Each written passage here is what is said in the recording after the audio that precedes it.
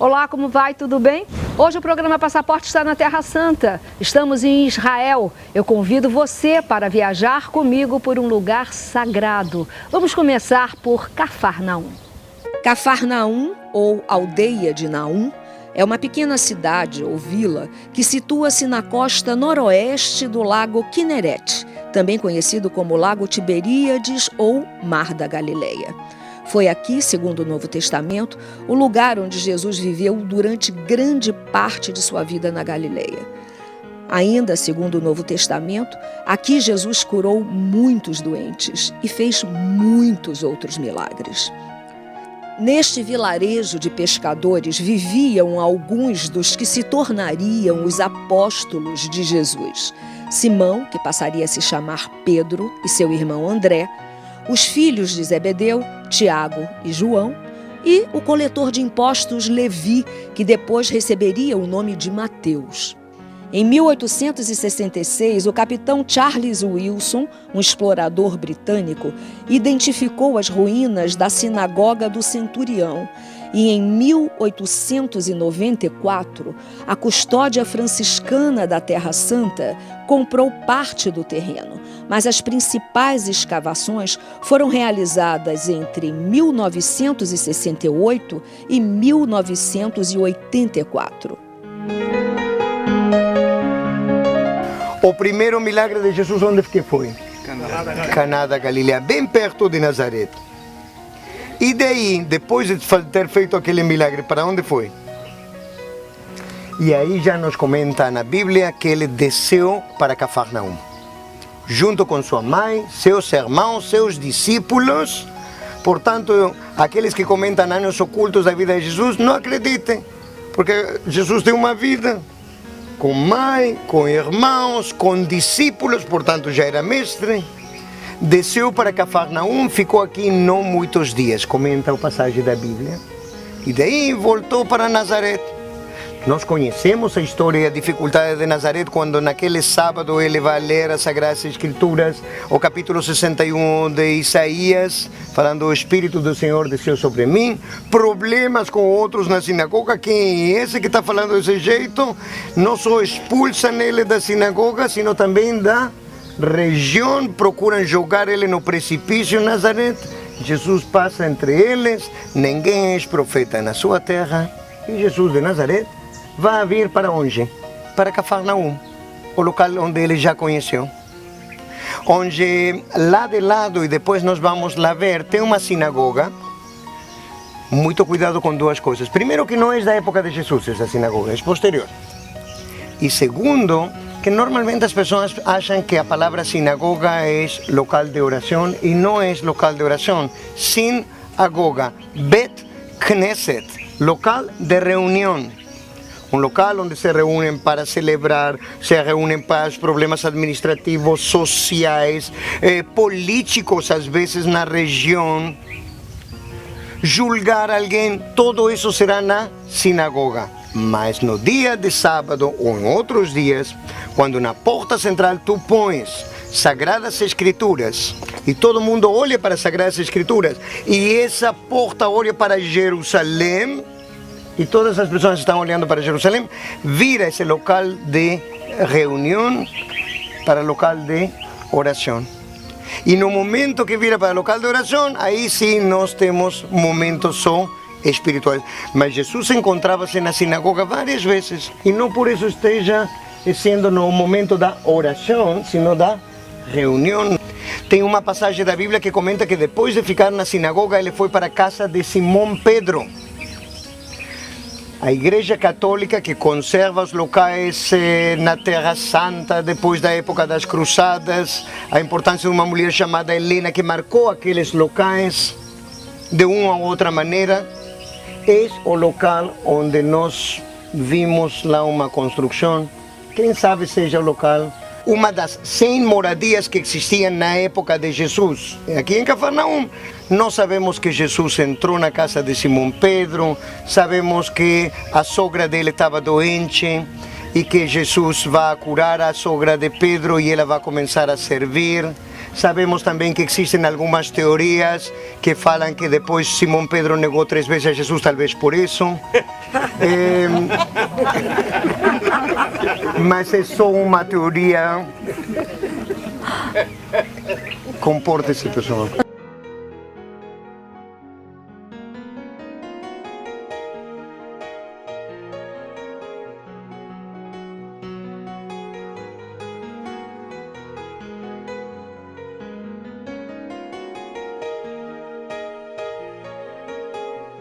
Vocês sabem que aqueles que trabalhavam nessa região, trabalhavam em distintas atividades, são pessoas simples, são pessoas de trabalho, que estão perto de algo que nós conhecemos com o nome de Via Maris, uma via de comunicação que existia com Damasco. Damasco está a menos de 100 quilômetros daqui.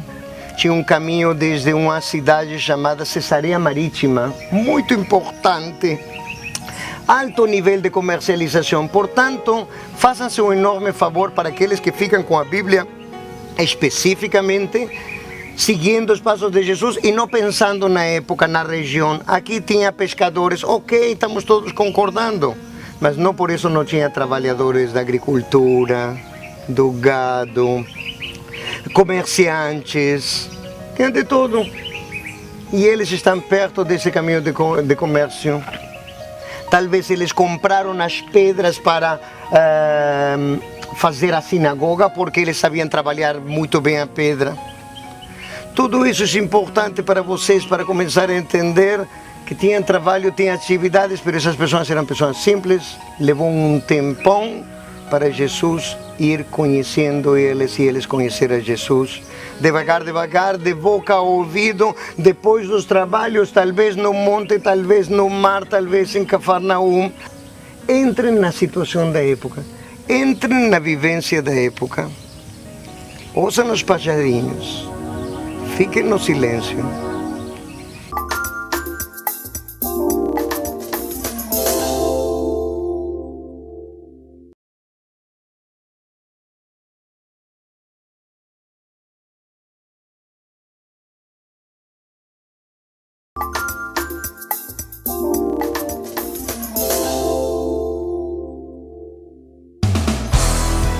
A cidade de Cafarnaum era localizada no centro da fronteira entre os 2 reinos dos filhos de Herodes, o Antipas e o Filipe. Em consequência dessa posição estratégica, a cidade desfrutava de privilégios como manter uma guarnição militar romana, controlar a principal estrada que encurtava distâncias e manter um grande comércio. Aqui tinha uma fábrica de corte de pedra, de prensas de azeite. Vamos devagar. Vocês sabem que na época antiga era muito importante o trabalho de azeite. Vocês sabem o que é uma prensa de azeite? Vocês sabem como funciona um lagar? Me explica então. Ali é a pedra do moinho. Tem a pedra do moinho. Da pedra do moinho, o que vai fazer é quebrar as azeitonas e depois dá para colocar em sacolas semipermeáveis, uma acima da outra, acima de uma pedra. Por cima vai colocar uma área côncava, uma área de peso, vai ter um parafuso e vai começar a gerar a pressão.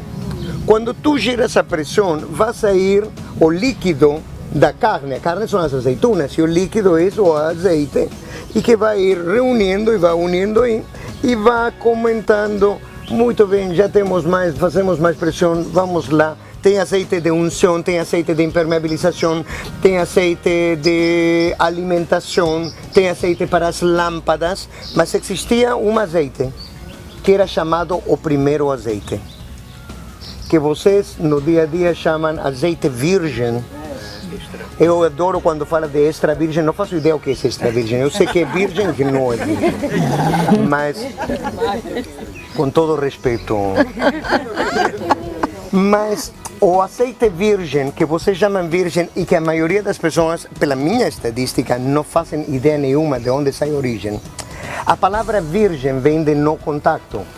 No contacto é que o próprio peso das azeitonas naquelas cestas, naquelas sacolas semipermeáveis, o próprio peso da pressão natural vai extrair um líquido.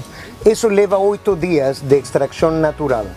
Essa extração natural, antigamente, chamava-se primícias. E nós temos na Bíblia as primícias. As primícias eram e faziam parte de um ritual muito especial, que era levar ao templo de Jerusalém na Páscoa. Eram levadas as primícias. O líquido que vai sair da carne, sem pressão de fora, é entregue para Deus. O que muitas pessoas não sabem é que Jesus, quando foi para Jerusalém, saiu daqui e chegou a um monte chamado Monte das Oliveiras. Se vocês lembram uma passagem da Bíblia, tem marcado que Jesus foi a um monte, depois entrou na cidade, depois marcou um local para a última ceia.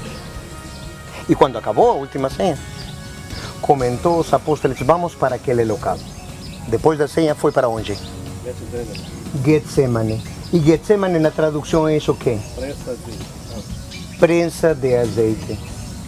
Quando Jesus foi na prensa de azeite, nós temos uma passagem da Bíblia que fala que ele suou sangue. Suar sangue é tirar líquido da carne sem pressão de fora. E se nós falamos que é líquido da carne sem pressão de fora, que é? Primícia. E se é primícia, para onde que vai? Para o templo, para Deus. O Jesus está começando a se entregar na prensa de azeite. Jesus está começando a jogar líquido da carne sem pressão de fora frente ao templo. Só para que vocês entendam que às vezes temos detalhes, temos coisas, temos passagens que procuramos o científico, procuramos o espiritual, e às vezes as coisas físicas simples, através de entender detalhes como uma prensa de azeite, permite-nos entender muito mais. Aqui era uma fábrica de prensas de azeite. Pedro, Tiago e João, que acompanhavam a Jesus, eram daqui. Vocês veem que as pedras falam? É verdade.